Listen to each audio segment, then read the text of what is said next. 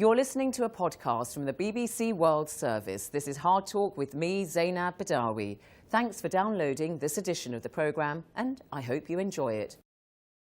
Welcome to Hard Talk with me, Zainab Badawi, from the London Coliseum, where my guest is Sylvie Guillem, French-born ballerina who has dominated the world of ballet for more than 3 decades. She's also pushed the boundaries of the genre. At the end of this year, Sylvie Guillem retires. She is one of the greatest dancers of her generation, but she'll also be remembered as being Mademoiselle Non. Was she too assertive in her career? And we also talked to her about her activism to save the planet. Sylvie Guillem at the London Coliseum, welcome to Hard Talk. Thank you very much, Zainab. You are arguably the greatest ballerina of your generation, and yet the irony is you never set out to be a ballet dancer. What is the sort of lesson in that? Well, I think it was very lucky for me to come from nowhere, because I had no expectative, I was not waiting for something, and I was not dreaming of just one goal. And it was for a lot of decisions in my life, it really helped me. Mm-hmm. So you actually started off wanting to become a gymnast, and when you were 11 you were sent to the Paris Opera Ballet for a year's training, and that's when you discovered that actually it was ballet that really excited you. Yes, I had a year when I was doing gymnastic and dance. I was living the life of the little rat, we call that in Paris Opera, the little pupils of dance. And at the same time I was doing gymnastic. But at the end of that year, there was a show, and the directress of the school, Claude Bessy, asked me if I wanted to be part of it. She saw that, I had a friend with me, and she was not really gifted in dance, but she saw that I could maybe do the show. And I said, yes, why not? Because up to now it was not really fun, so let's try the show. And the rehearsal, the costume, the makeup, and finally, when you're on stage and the curtain going up, the performance, the moment, and the reaction of the audience, that was it. That was it. So then you joined the Paris Ballet, and when the legendary dancer Rudolf Nureyev became director of that, he plucked you at the age of 19 from the ranks of the ballet dancers. What do you think he saw in you? Well, I was 19, I was really motivated, and I had some quality. I think he saw maybe this passion I had on stage, and the fact that I was always considering the moment on stage something special, and it was a different way of being on stage, And we were lucky.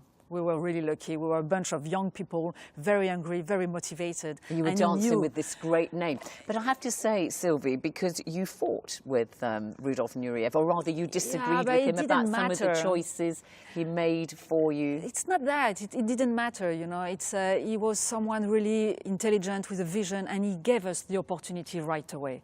And then the fact that we were a little bit similar, he didn't know how to communicate, I didn't know how to communicate, he was shy, I was shy. So automatically. Were you really shy, though? Because you must have been very confident at such a young age to take on, as it were, one of the greatest dancers of all time, Nureyev, so much older than you and so on. No, it was a question of being just and fair, and sometimes I thought that even if he was Rudolf Nureyev, he was not fair.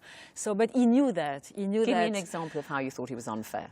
Well, he was screaming very fast, and he didn't want to discuss, and just do this, do that. Yeah, it was his decision first, and sometimes I thought it was unfair, he was taking a lot of time for a rehearsal, and I had something else to do after. I could see my timing passing, and I could not rehearse, so we had a fight there, it's like, enough of your ballet, please give me the opportunity to do it. It's interesting, because the American director, William Forsythe, says of you, she was the first ballerina to take her career into her own hands, and that subsequently led to that very famous nickname, which I don't know how you feel about it, as Mademoiselle Non, for being too assertive, and that was the nickname that was given to you by Anthony Dowell, then director of the Royal Ballet here in London. Well, I'm proud of it in a way. You know, it was funny at the beginning, and it was, but it was important for me. I left Paris Opera because I was not happy there, and they wanted me to do things I didn't want to do. You left in 1989? Yes, in 19 to go to Paris, to Royal Ballet, and I didn't want to start again the same thing, you know. So when I was offered things I didn't want to do, I mean, I said no, but it was coming from a woman and from a dancer, and we are used to say yes and do what we are told. Because you had very, very well-reported disagreements with the late choreographer, Sir Kenneth Macmillan, and on one occasion, apparently, a full-scale row went out on the tannoy system, and people in the company could hear you know everything. What you were fighting. Oh, I've looked at this. But why do you think that you fought with him so much? Because what Anthony Dowell said of you is, although he's a big admirer of yours, obviously, he says Sylvie didn't understand that choreographers were gods and ruled the roost. Ego problem. It was only ego problem. Yours or Sir Kenneth Macmillan's? Well, I think, you know what? With all those years and all the people I met around, I realized that my ego was very, very small compared to a lot of other people. And I think in that one, it was his ego, you know, because he approached me as being a French boring star. French, yes. Star, I'm not the one deciding. Boring, I don't think so. But it was not anything artistic, you know, it was more personal. Because, I mean, you talk about your, he saw you as a French star, because William Tuckett from the Royal Corps de Ballet, dancer and choreographer, said stardom is somehow frightfully un-British. Do you think there was a bit of a culture clash? There you were, this Parisian moving to London, Royal Ballet. Yeah, it might have been a bit of that, but I think he was he had been a little bit upset because I said no to one of his ballet. That was basically only that, you know. They offered me one of his ballet. He was really, you know, proud of, I guess, and he wanted me to do it.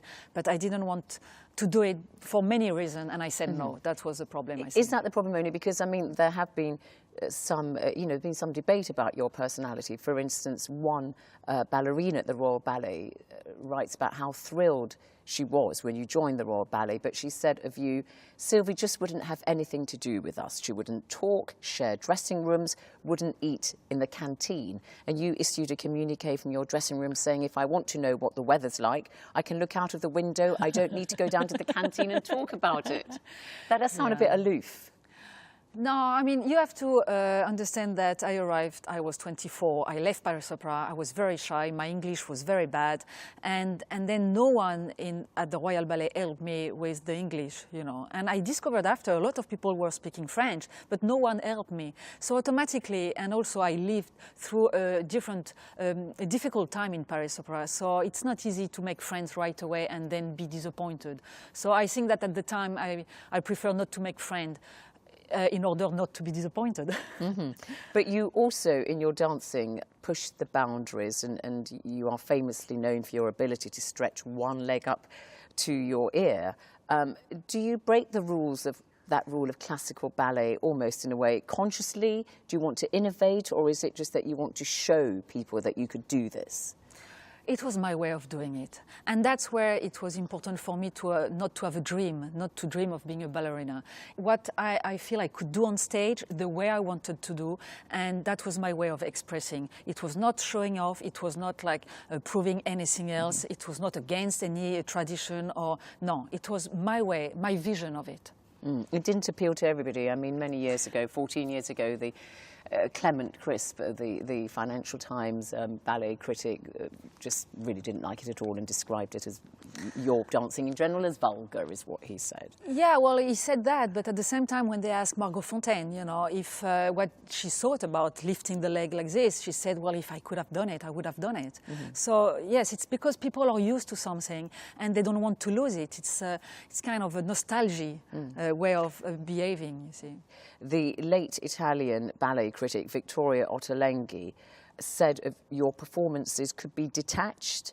She says, for instance, you dance the Black Swan perfectly, lovely to look at, but perfect and cold.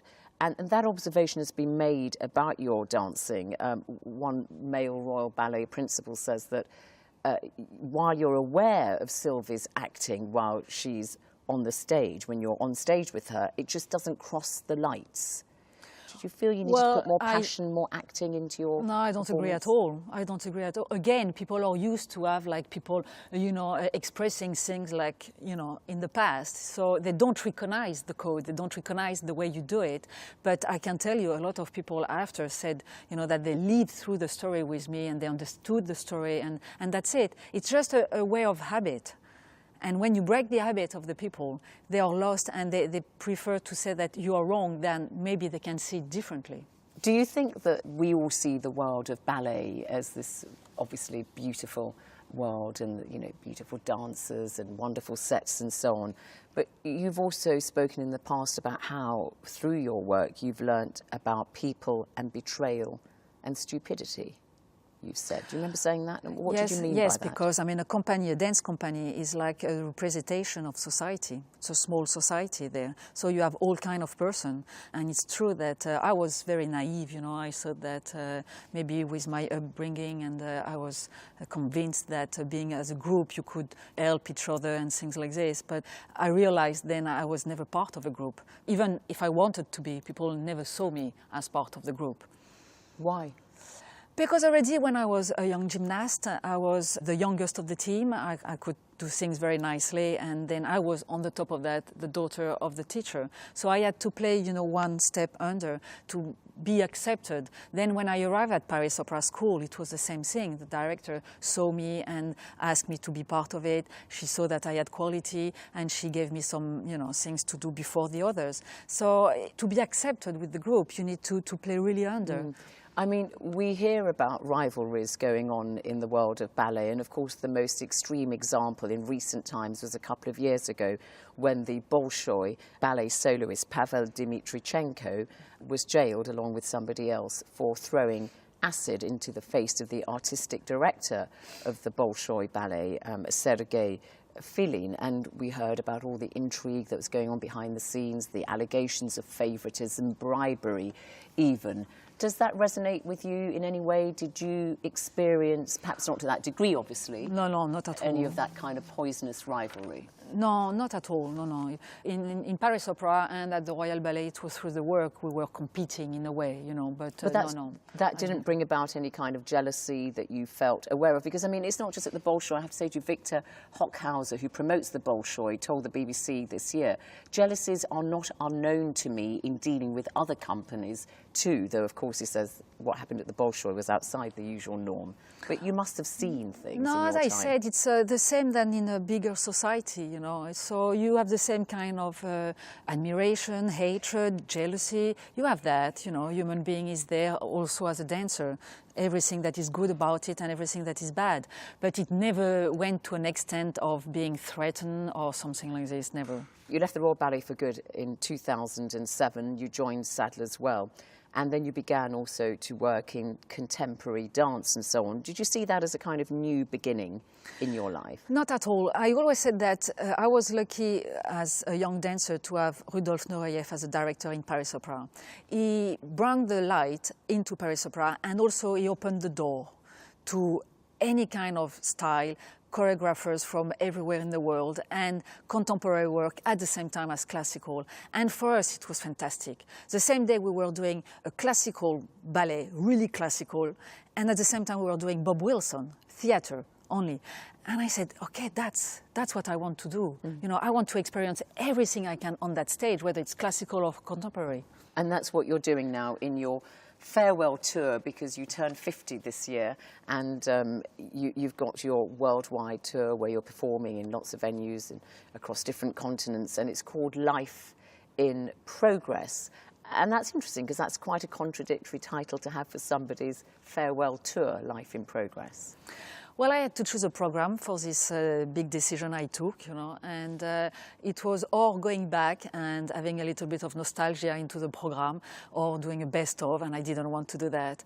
And I said, well, the best way to end, it's to go on the way I did up to now. And doing innovative things. Innovative, experiencing, and taking risk.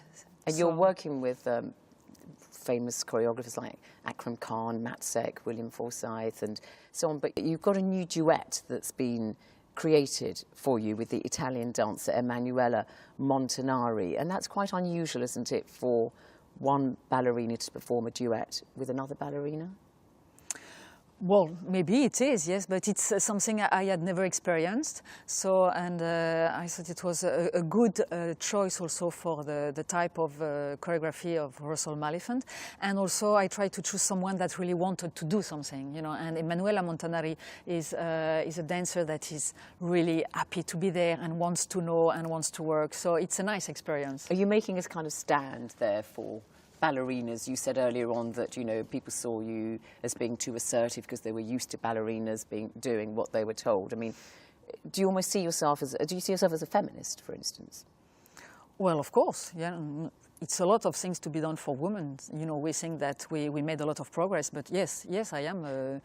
But not in the wrong way, you know, not in the silly little things. I think that it's true that woman doesn't have her place in the world, and I think the world is unbalanced because of that still. And especially for women in ballet, we hear a great deal. I mean, obviously, everybody in ballet, be they male or female, suffer a lot for their art because of the, you know, punishing exercise schedules and so on. But there's a lot of emphasis put on the size of ballerinas and, you know, the fact that we know that there are eating disorders which affect ballerinas disproportionately to other women and so on.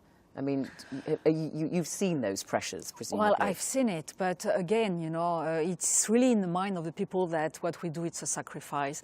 I mean, we are lucky to do that. We are lucky that finally we do something that we like. Ask around how many people in the world do things that they like, that they choose. So that's what I'm doing, and most of the people who go on stage, it should be that way. So one day someone asked me, was it a sacrifice? Not at all. It's a lot of work, yes. It's a lot of time, a lot of effort, but it's great, and I chose it. So, yeah, and sometimes you have people who are doing it because the parents are pushing them, and then they start to have psychological problems, then they start, you know, eating disorder and all of that. But in overall, it should be something of passion. Really, because, I mean, the Cuban dancer Carlos Acosta has said, dancing is not an easy life. We work extremely hard and we pay a price. People often don't see that side of it. So it's a price to pay, but I prefer to have, you know, a bit of difficulty to walk in the morning than to have to wake up every day and go to an office or to do a job that I don't want to do, which is really, you know, it's only one life. This one is a place where it's extraordinary moment that you are living. So yes, you have a price to pay. Yes, it's difficult, but it doesn't matter. It's not made for the people to know that, you know. And also people come here to dream. You are not going to show that it's difficult to do it. So when you get out of bed in the morning, sometimes you feel stiff and you I mean, since I am 20, you know. It's just part of it. It's part of being a ballet yes, dancer. it's part Even of if it. you have problems with joints and so on and hips or whatever in the many years to come. I would not change. I would not change my my job. I mean, I'm doing that for 39 years now. You know, I would not change anything.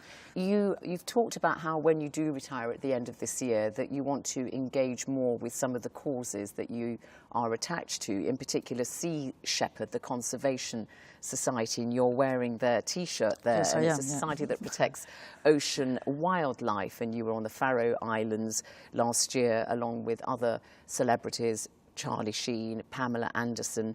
You're a vegan. But what do you say to critics who might say, look, oh, you're another celebrity lending your name to another cause? Is that how you see it, or do you see it as more than that? You know, again, those things. I realized that since I'm doing that, I changed my life 5 years ago, and I decided that something triggers something in me, you know. And I want the people to have this kind of trigger also, to open their eyes and maybe do their part.